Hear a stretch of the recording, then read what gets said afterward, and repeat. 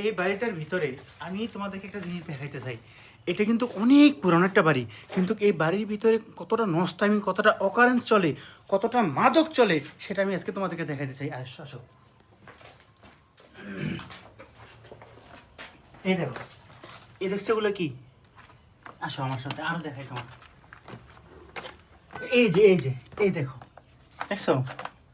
এই যে এই যে এই যে এই যে ছিপ ছিপ, আমি জানি যে এগুলা দিয়ে কিছু একটা খায়। হ্যাঁ, এই যে দেখছো, এটা হচ্ছে বহু বছর পুরনো একটা হিন্দুদের জমিদার বাড়ি, ঠিক আছে?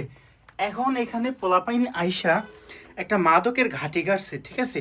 তো এটা হচ্ছে বোয়ালিয়াতে। আপনারা দেখতে পাচ্ছেন বন্ধুরা, এই যে কি যে পোলাপাইন এগুলো খায়, আর এই যে এগুলা থেকে খায়, মানে তারা মানে যেটাকে বলে ইয়াবা, ঠিক আছে? এই ইয়াবা সেবন করার জন্য বহু বছরের আলিশান একটা জমিদার বাড়িকে তারা বাছাই করে নিছে। দেখেন, আসেন আমার সাথে,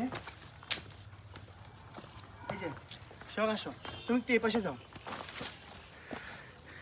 দেখুন বন্ধুরা, মাদক সেবীরা মাদক সেবন করার জন্য বহু বছরের পুরনো একটা জমিদার বাড়িকে বাছাই করে নিছে। তো একটা জিনিস ইমেজিং করে দেখেন, মাদক সেবীরা কতটা আলিশানভাবে মাদক সেবন করে এই পোড়া বাড়িতে এসে, জমিদার বাড়িতে এসে।